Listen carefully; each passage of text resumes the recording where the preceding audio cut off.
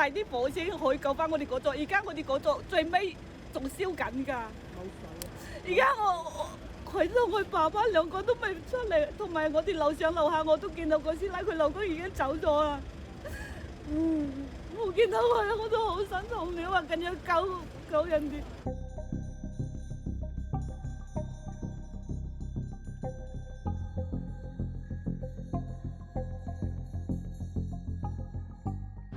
We are trying our best, and we will not give up any chance to pick up to save life.